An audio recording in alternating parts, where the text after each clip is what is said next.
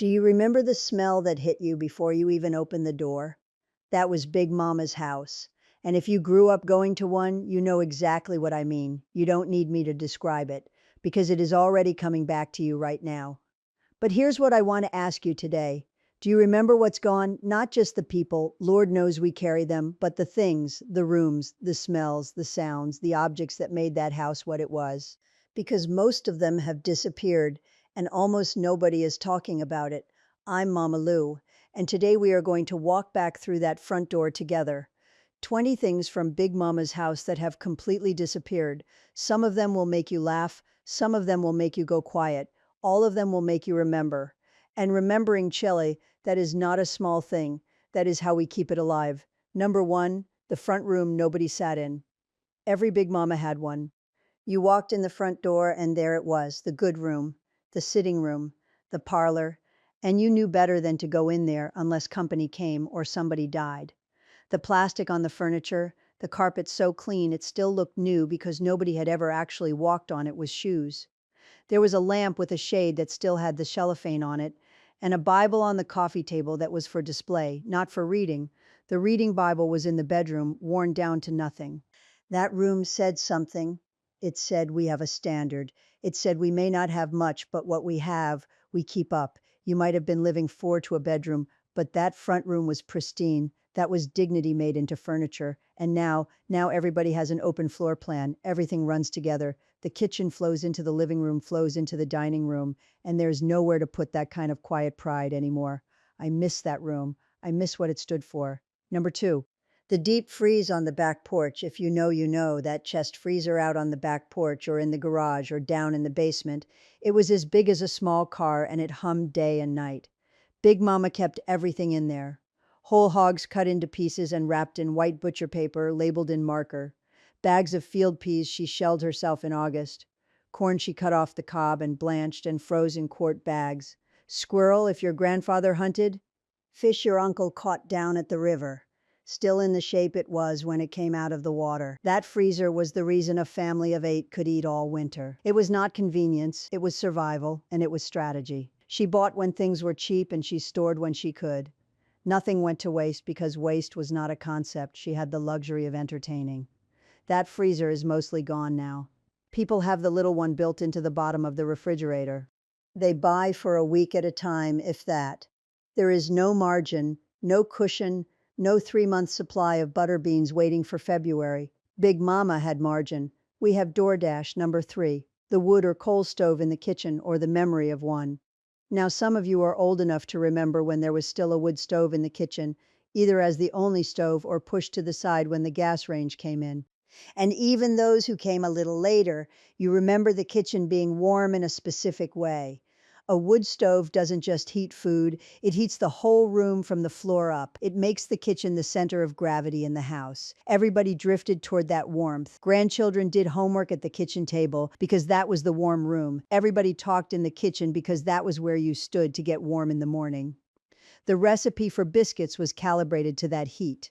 The cornbread timing was felt, not timed. Big Mama knew that stove the way a musician knows their instrument.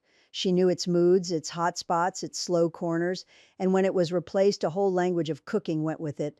A knowledge that lived in the hands and could not be written down because it was never written down to begin with. Number 4, neck bones and pot liquor. Let me tell you about neck bones right now, this very minute, let me tell you. You could buy a bag of pork neck bones for cents on the pound, and what Big Mama did with them was nothing short of alchemy. She put them in a pot with water, onion, a little garlic if she had it, salt, black pepper, maybe a pinch of red pepper, and she let them go. She let them go for hours. 3, 4 hours on a low fire, and the house filled up with a smell that was thick and savory and rich, a smell that said, "You are home, you're safe, something good is coming." The pot liquor, that is what we called the broth that was left, got poured over cornbread. Or she cooked collard greens down in it until they were silk. Nothing was wasted. The bones gave everything they had, and what they gave was enough to feed 6 people for under $4 on a slow Tuesday in the middle of the month when money was thinnest. Neck bones are still around, technically, but nobody under 50 knows what to do with them. And the art of the long simmer, the low fire, The patience that turns poor meat into something magnificent that is disappearing fast. Number 5, the lard can under the stove, right next to the stove or tucked underneath it was a coffee can or a big tin, and it was full of saved grease. Bacon grease, pork chop grease, lard, whatever came off the pan went into that can. And that can was the beginning of almost every savory thing that came out of that kitchen. You started beans with a spoonful of that. You started greens with that. You fried your cornbread in that. You seasoned your cast iron with that. Now people throw the bacon grease down the drain, Lord have mercy, and then they wonder why their food doesn't taste like Big Mama's. That is why the lard can was the secret ingredient for every dish she ever made, and it cost exactly nothing because it came from everything else. It was recycling before recycling was a word anybody used. It was wisdom disguised as habit. Number 6, the cast iron skillet that never got washed with soap. Every Big Mama had one, maybe 2 or 3. The cast iron that was as black as midnight and as seasoned as a deacon, that had been cooking since before you were born and would cook long after, and the rule, the sacred, non-negotiable rule, was that you did not wash it with soap, ever. You wiped it out while it was still warm. You rinsed it with hot water if you needed to. You dried it on the burner, you rubbed it with a little oil or fat and put it away. That skillet had 30 years of flavor in its pores. Every piece of cornbread, every pork chop, every fried chicken thigh had left something behind, built up layer by layer into a surface that nothing modern can replicate. Your grandmother's cast iron cooked differently than a new one. It cooked better.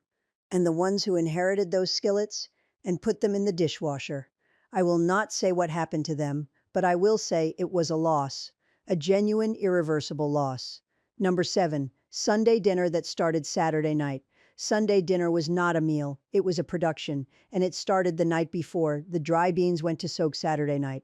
The chicken was cut up and seasoned and put in the refrigerator to marinate overnight. In buttermilk, in seasoned salt, in whatever she used, and that was her business and nobody else's. The potato salad started Saturday. The cake went in the oven Saturday afternoon so it could cool overnight and be frosted Sunday morning. By the time you came home from church on Sunday and you went to church, that was not optional. Dinner was already mostly done, just waiting on the finishing. The house smelled like fried chicken and sweet potato pie and something green simmering on the back burner. The whole family came, not just your immediate family, everybody, aunts, uncles, cousins you only saw on Sundays, neighbors who happened to be around and were set at the table without a second thought. Sunday dinner was the anchor of the week. It was the place where the family checked in with itself, reminded itself it was still a family. That tradition is largely gone now. Everybody is busy on Sunday, they have other plans, and I think we lost more than a meal when we lost that. Number 8, the chifforobe in the bedroom. If you did not have a closet, and many of those old houses did not have real closets, you had a chifforobe, that tall, dark piece of furniture that stood against the bedroom wall and held everything. One side had a rod for hanging clothes, one side had drawers, and it stood there like it owned the room. They were heavy and dark and smelled of cedar inside.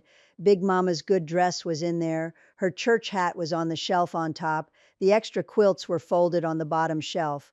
When you were small and you played hide and seek, the chifforobe was the best hiding spot in the house. You could fit 2 children in there and not be found for 10 minutes. They do not make furniture like that anymore. Nothing that heavy, nothing that permanent. What we have now is particle board that swells in humidity and falls apart in 5 years. The chifforobe was built to outlast the people who owned it, and it usually did. Number 9, the telephone table in the hall. One telephone in the whole house, sitting on a little table in the hallway or on a dedicated telephone stand with a seat attached. And when it rang, you went to it. You did not walk around with it. You stood or sat at that table and you talked. And everyone in the house could hear every word you said, and that was just the way it was. Some houses had a little notepad and a pencil on a string attached to the table for messages. The number of the doctor, the church, and 2 or 3 important relatives were written on a piece of paper taped to the wall right next to it. There was something about having one phone in one place. It made phone calls intentional. You did not call people idly. You called when you needed to, and the conversation had weight. Contrast that with now, when we have a device in our pocket every second of every day and somehow feel more disconnected than ever. That telephone table was the nerve center of the house, And the conversations that happened there, planned and unplanned, held families together in ways we don't fully appreciate until they're gone. Number 10. The medicine cabinet full of home remedies. Big Mama did not go to the doctor for every little thing. She could not. Either it was too expensive or there was no doctor nearby who would see her, or both. So she kept her own pharmacy, camphor, castor oil, turpentine sometimes. You heard me right, witch hazel, Epsom salt, mustard plaster for a chest cold, baking soda for everything from an upset stomach to a bee sting, vinegar, honey, coal tar soap. She knew what every one of those things did and when to use it. She learned it from her mother, who learned it from hers, a chain of healing knowledge that went back generations, back to women who had no choice but to know because there was no alternative. Some of those remedies, science has now confirmed. The rest we cannot know because we stopped using them before we could test them. What I know is that she raised children who grew up strong, and she did it without a copay. Number 11. The quilting frame. In some houses, there was a quilting frame that came down from the ceiling, or was set up in the back bedroom, or got pulled out in the winter months, and around that frame women gathered, aunts and neighbors and whoever came by, sitting with their needles and their fabric, stitching together pieces of old clothing, not new fabric bought for the purpose, but actual worn-out clothes, shirts that had given out at the elbows, dresses the children had grown out of, stitched into patterns with names, log cabin, flying geese, double wedding ring, 9-patch. Those quilts were warm in a way that a store-bought blanket is not. And I believe the reason is not just the weight of the batting, but the fact that love went into every stitch, literally by hand, by women who were talking and laughing and praying while they worked. Some of those quilts are in museums now. Some are on Etsy, sold for hundreds of dollars. The knowledge of how to make them is mostly in the hands of women over 75. When those women go, a great deal of that goes with them unless someone is paying attention. Number 12. The root cellar or the storm cellar, depending on where Big Mama lived. There was a cellar underground, accessed by a slanted door on the outside of the house or through the kitchen floor. And down there, cool and dark and smelling of earth, she kept her put-up things, jars of tomatoes she canned in August, green beans she pressure canned herself, beet pickles and bread and butter pickles and chow chow, sweet potatoes in a bin of sand to keep them through winter, onions hanging in mesh, apples wrapped in newspaper. That cellar was the difference between eating and not eating in January. It was 3 months of food prepared in 3 days of hard work in late summer, and it required knowledge, the precise amount of salt for the brine, the exact pressure time for low-acid vegetables, the signs that a jar had sealed versus one that had not. You got that wrong and somebody got sick. You got it right, and the family ate well all winter. That knowledge is almost entirely gone now. And with it the cellar itself. Newer homes don't have them. Neighborhoods don't have the land for them. And the skill to fill one has quietly slipped away. Number 13. The washboard and the wringer washer. Before the automatic washing machine, there was work, real work. The washboard with its ridged zinc surface that you pressed clothes against and scrubbed by hand. The wringer washer that came a little later, a big drum with a motor and 2 rollers on top that you fed clothes through to squeeze the water out. And if you were not careful and let your fingers get too close to those rollers, you knew about it. Hot water hauled to the wash tub. Cold water for rinsing. Everything hung on the line to dry, stiff in winter, soft in summer. Monday was wash day in most houses. It was not a half-hour chore. It was a full day. And yet things got clean and things got done, and there was something in the rhythm of that work, the wringing and hanging and the clean smell of line-dried sheets, that I think we traded away for convenience and don't entirely know what we lost. Number 14. The good dishes that never came down. Up high in the cabinet behind glass doors were the good dishes. They might have been a wedding gift. They might have been bought a piece at a time from the dime store. Some stores sold sets that way, 1 plate per week, or they might have been passed down from Big Mama's mother. Either way, they lived up there and they came down for Thanksgiving, Christmas, Easter, and funerals. That was it, maybe 5 times a year. Those dishes had names: blue willow, fiesta ware, fine china with a gold rim, and there was meaning in bringing them down. It said, "This occasion is worthy of our best."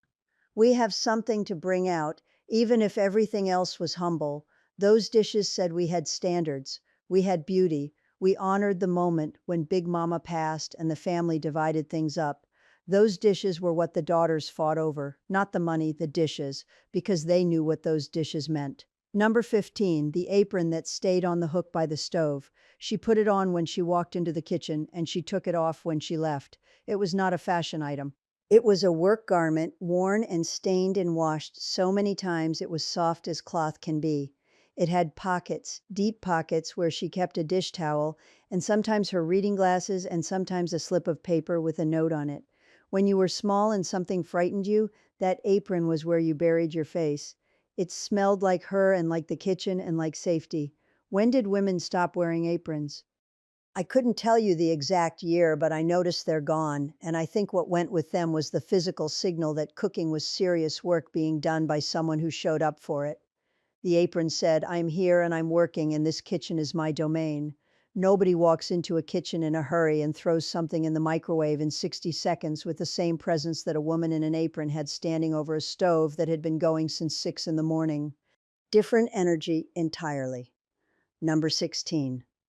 The icebox, or the first refrigerator. Some of you are old enough to remember the icebox, the actual wooden or metal cabinet with a compartment at the top for a block of ice, and the food below kept cool by it.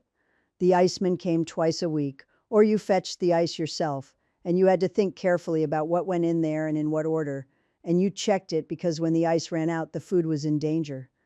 The first electric refrigerator was a revelation. Big Mama talked about it the way people talk about the internet now. It changed everything. But here's what I want to point out. Even with the icebox, even with that limitation, food was less wasted than it is now. You had to plan. You had to use what you had. You could not buy 7 days of food and forget about it because the ice told you the truth every single day. There's something clarifying about a constraint like that. It made people thoughtful in a way that an unlimited refrigerator and a grocery store around the corner does not require you to be. Number 17, the Bible on the nightstand with names written inside. Every Big Mama had a Bible in the bedroom, separate from the display Bible in the front room. This one was used. The cover was soft and the pages were thin, and some of them had pencil marks on verses she had read and reread so many times she had underlined them more than once. And in the front pages, in handwriting that went back generations, was the family record. Births and deaths and marriages, written in the hands of people long gone. Great-grandmother's name in script, with a date in the 1800s, a baby's name with a death date only 3 months after the birth date, no explanation needed. That Bible was the family archive. It was the census record and the genealogy and the spiritual legacy all in one. When those Bibles get lost or sold at estate sales, that record is gone, not backed up anywhere, gone. And I want to say gently but directly to anyone watching who has one of those Bibles in their family, photograph those pages today, not tomorrow, today. That is irreplaceable, and it will not wait. Number 18, the porch and the life lived on it. Big Mama's front porch was not decorative, it was functional. It was the cooling room in July and August when the inside of the house was too hot to bear. It was where neighbors stopped and talked without coming in, resting their hand on the railing and visiting for 20 minutes on their way somewhere else. It was where the children sat on summer evenings and listened to the adults talk and learned things about life that nobody was explicitly teaching them: how to handle hard times, how to speak about the dead, what it meant to be a family. The porch was the permeable boundary between the household and the neighborhood. And what went on that porch was the life of the community. Now the porch is at the back of the house, called a deck, and it faces the private yard, and we go out there to be away from people rather than toward them. We turned ourselves inward, and we wonder why people are lonely. Number 19, the Chex Mix and the holiday baking rituals. Let me be specific because this deserves specificity. The holiday baking was not a batch of cookies from a refrigerated tube. It was an operation. It started a week before Christmas. Tea cakes made from a recipe and no cookbook, from memory. Coconut cake built in layers. Each layer cooled before the next was stacked, frosted with the kind of patience you cannot fake. Sweet potato pie from potatoes she grew or bought from a neighbor. And Chex Mix. Now this is important. The real Chex Mix, baked low and slow in a pan in a 250-degree oven for over an hour, stirred every 15 minutes, seasoned with real butter and Worcestershire sauce and garlic salt, not made in a microwave in 8 minutes. The baking ritual was teaching even when it didn't feel like it. You stood at her elbow and you watched. She did not measure with cups always. She measured with her palm and her eye. And when she did use a cup, it was a particular cup, her cup, and you had to translate that into a real measurement if you were ever going to replicate it. Some of us did replicate it, many of us didn't, and now we call store-bought our grandmother's recipe, and we know in a small, quiet place that it is not the same. Number 20, the woman herself and everything she carried. I have saved this for last because it is the one that matters most. Everything on this list, the cast iron, the deep freeze, the quilts, the front room, the porch, the Bible, the lard can, all of it was an extension of one woman.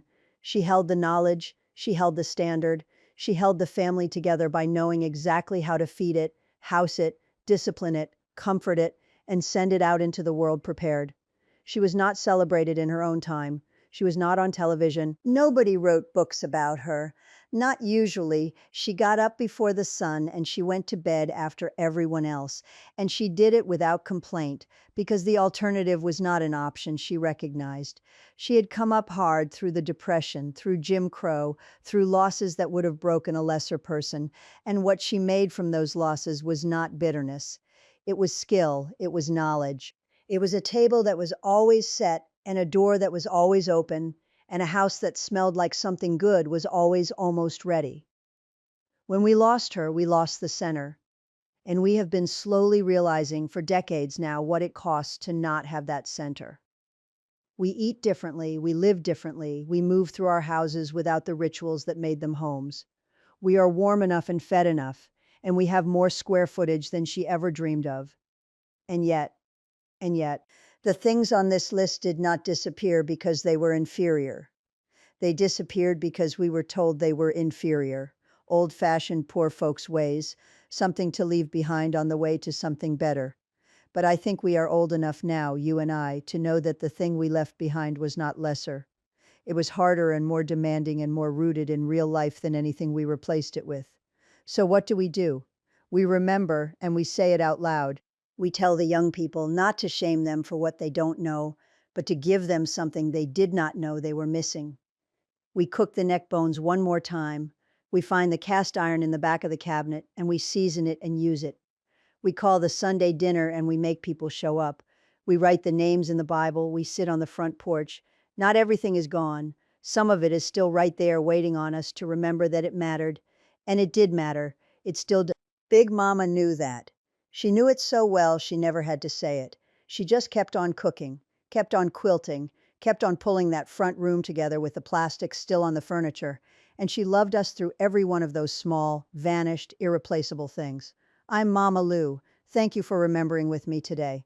If this brought something back for you, tell me about it in the comments. Tell me one thing you remember from Big Mama's house. I read every single one. And if someone in your life would recognize what we talked about today, share this with them. Not because I need the views, but because they need to feel seen. Every like, every share, every comment is you saying this history matters, and it does. God bless you all, and I'll see you in the next one.